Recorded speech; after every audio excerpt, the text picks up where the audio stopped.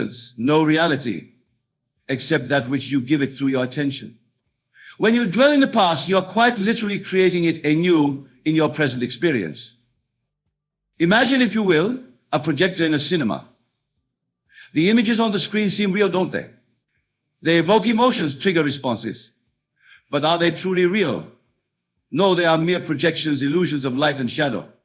Your memories, your past, are much the same. They are projections of your consciousness given light by your attention. But here's the liberating truth. You are not the projectionist, bound to play the same reel over and over. You are the projector itself, the source of all images. You have the power to change the reel, to project new images, to create a new reality. How do you do this? By fully embracing the power of the present moment. By recognizing that now is the only point of power. It is in this moment, right here, right now, that you have the ability to choose, to create, to manifest. When you catch yourself dwelling on the past, gently but firmly bring your attention back to the present. Feel the aliveness of this moment. Recognize that in this now you are free, you are powerful, you are divine. The past no power over you unless you give it power. This leads us seamlessly to our second habit, worrying about the future. Just as living in the past robs you of your power, so too does anxiety about the future. How many of you lie awake at night mind racing with what ifs and worst case scenarios? This habit of projecting fear into the future is a misuse of your divine created power. You see, my dear friends, the future does not exist except as a concept in your mind. It is a blank canvas waiting for the strokes of your imagination. When you worry about the future, you are using your God-given power of creation to manifest the very things you fear. Remember, your imagination is not just idle fantasy.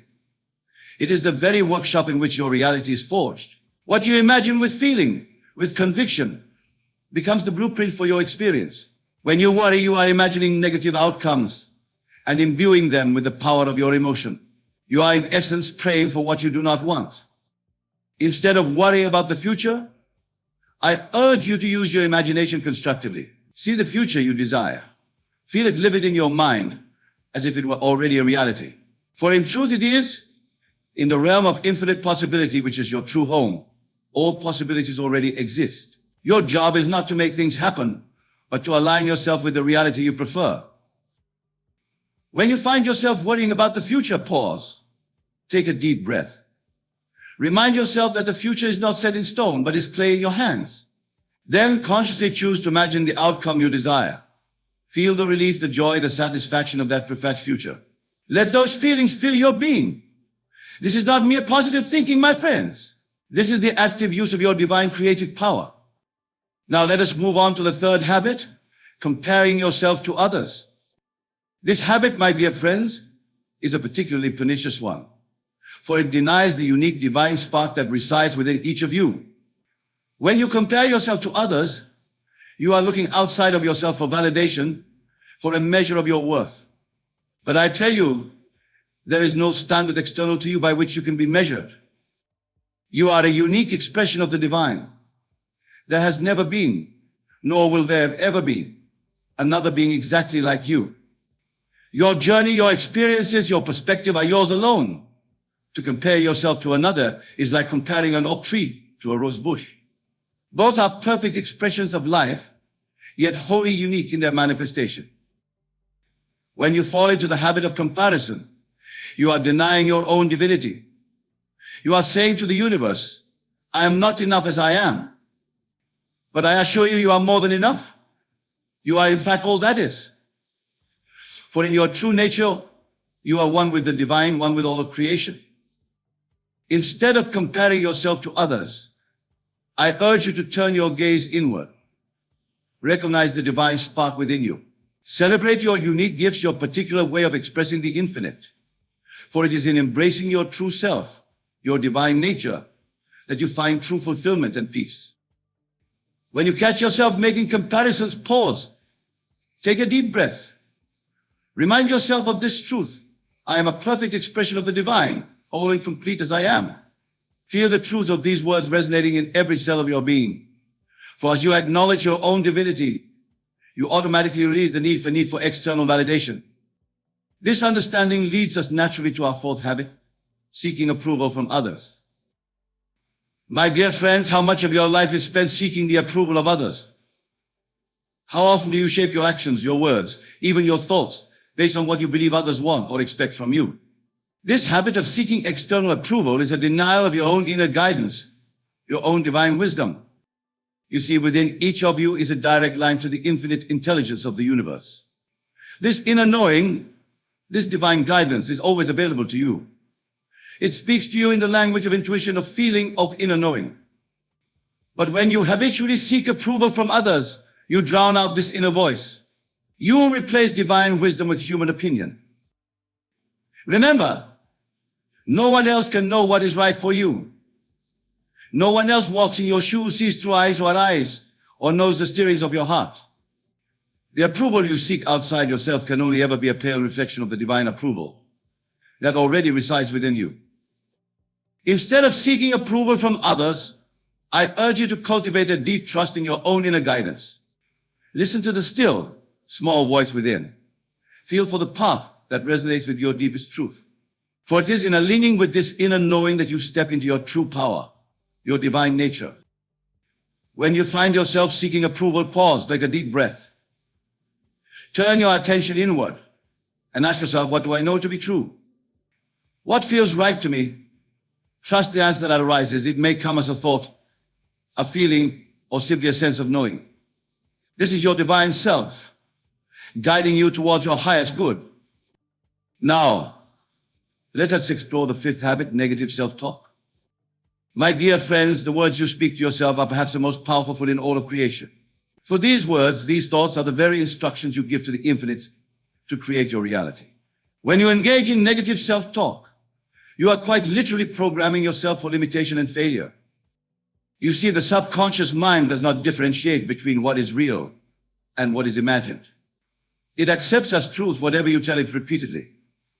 When you habitually engage in negative self-talk, saying things like, I'm not good enough, or I always fail, you are instructing your subconscious to make these statements reality. Here's the liberating truth. Just as you have the power to program limitation, you have the power to program success, abundance, and joy. Your words, your thoughts are the tools with which you sculpt your reality. Instead of negative self-talk, I urge you to consciously cultivate positive, empowering inner dialogue. Speak to yourself as you would to someone you deeply love and respect. Affirm your divine nature, your inherent worthiness, your unlimited potential. When you catch yourself in negative self-talk, pause. Take a deep breath. Then consciously choose to rephrase your thoughts in a positive, empowering way. Instead of I'm not good enough, say I am constantly growing and improving. Instead of I always fail, say every experience brings me closer to success. Remember, my dear friends, you are not your thoughts. You are the thinker of your thoughts. You have the power to choose which thoughts you will entertain, which seeds you will water in the garden of your mind. This understanding brings us to our sixth habit, perfectionism. Perfectionism. It masquerades as a virtue, doesn't it?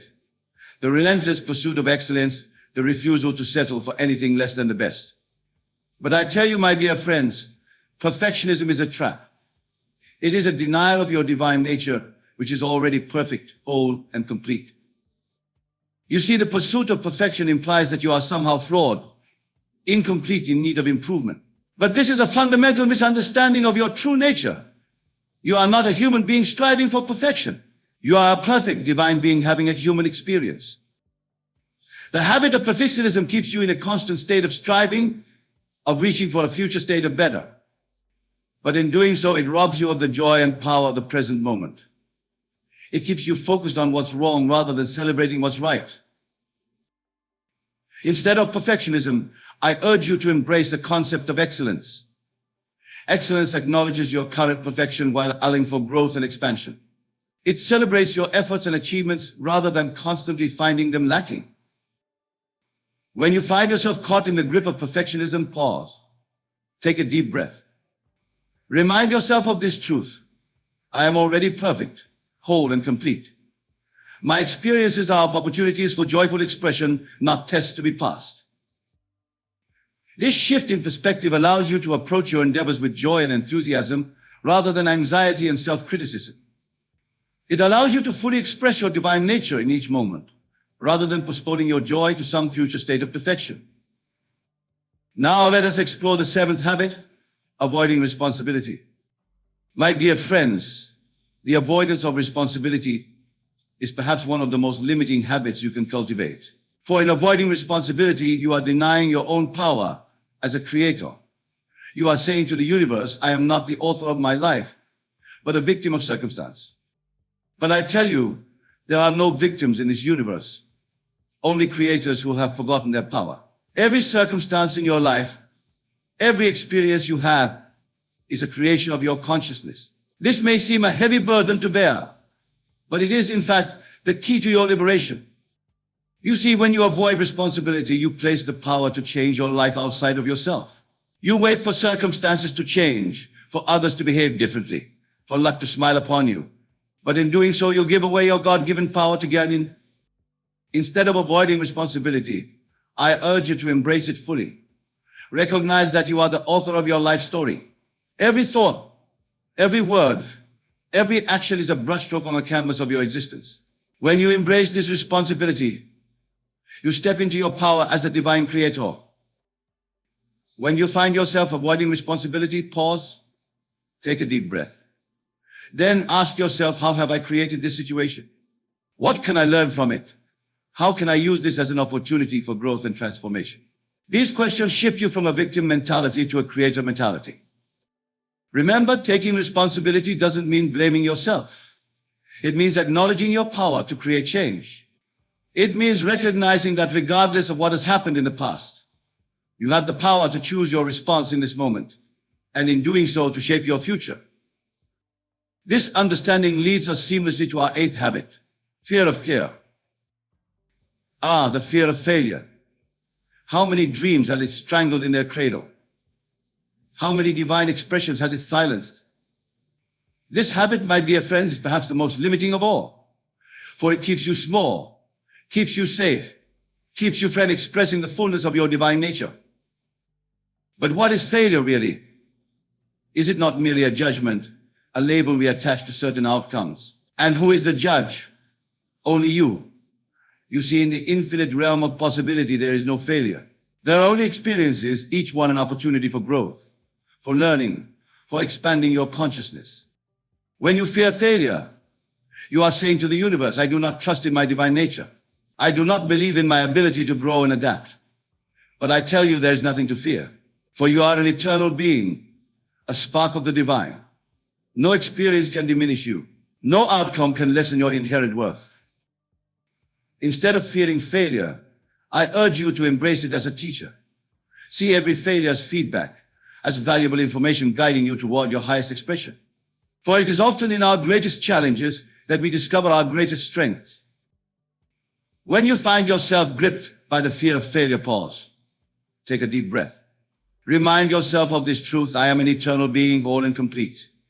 Every experience enriches me. Every challenge strengthens me. I cannot fail, for I am always growing. This shift in perspective allows you to approach life with courage and enthusiasm. It frees you to take risks, to try new things, to fully express your divine nature without the paralyzing fear of what if. Now let us explore the ninth habit, lack of self-discipline. My dear friends, self-discipline is often misunderstood. Many see it as a form of self-denial or forcing oneself to unpleasant tasks. But true self-discipline is something far more powerful and liberating. It is the ability to align your actions with your highest intentions, to bring your outer world into harmony with your inner vision. You see, each of you has within you a vision of your highest self, your most divine expression. This vision is not something imposed from outside, but a knowing that comes from your deepest essence. Self-discipline is the bridge that allows you to bring this vision into reality. When you lack self-discipline, you are at the mercy of your fleeting moods, your temporary discomforts, your habitual patterns. You allow the small everyday self to override the wisdom of your higher self. In doing so, you deny your own divinity, your own power to shape your reality. Instead of viewing self-discipline as a burden, I urge you to see it as a form of self-love. It is the highest respect you can show to your divine nature. When you exercise self-discipline, you are saying to the universe, I honor my highest vision. I commit to my own growth and expansion. When you find yourself struggling with self-discipline, pause. Take a deep breath. Connect with your vision of your highest self. Feel the power and aliveness of that vision. Then ask yourself, what action would my highest self take in this moment? Trust the answer that arises and act on it. Remember, self-discipline is not about perfection. It's about consistent effort, about choosing again and again to align with your highest intentions. Each time you make this choice, you strengthen your connection to your divine nature. You expand your capacity to create your desired reality. And finally, we come to our 10th habit, neglecting self-care. My dear friends, your physical body is the temple of your divine spirit. It is the vehicle through which you experience this earthly realm, the instrument through which you express your divine nature.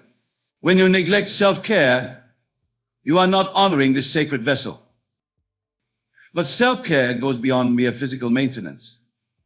True self-care nourishes your mind, your emotions, your spirit. It is about creating space in your life for joy, for rest, for reflection.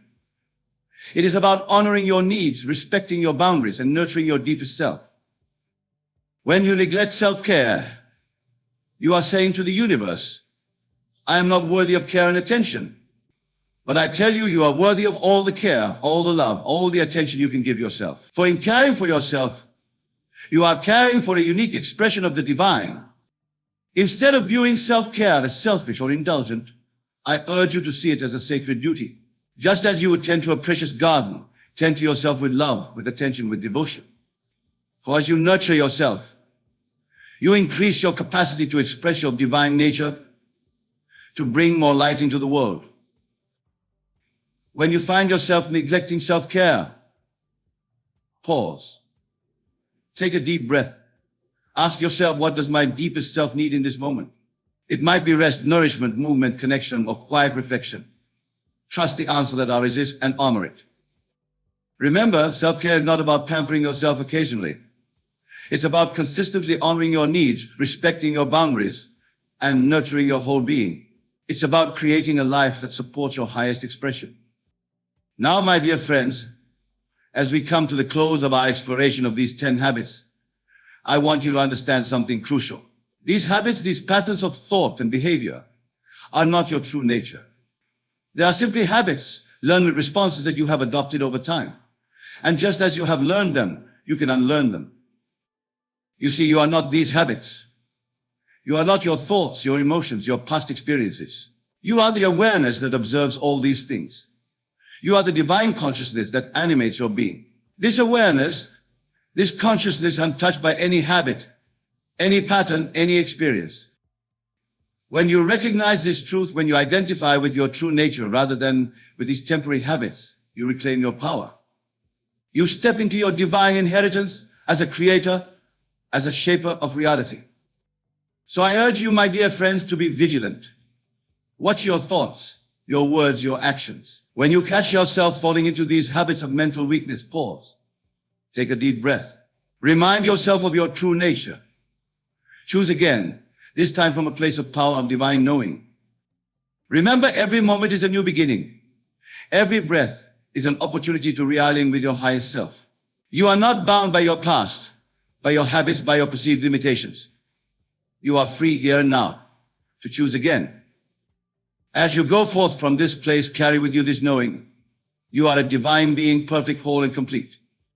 These habits we've discussed are not flaws to be corrected, but opportunities for growth, for expansion, for more fully expressing your true nature. Embrace these opportunities. Use them as stepping stones on your journey of self-realization. For as you release these habits of mental weakness, you make space for your true strength to emerge. You allow your divine light to shine more brightly in the world.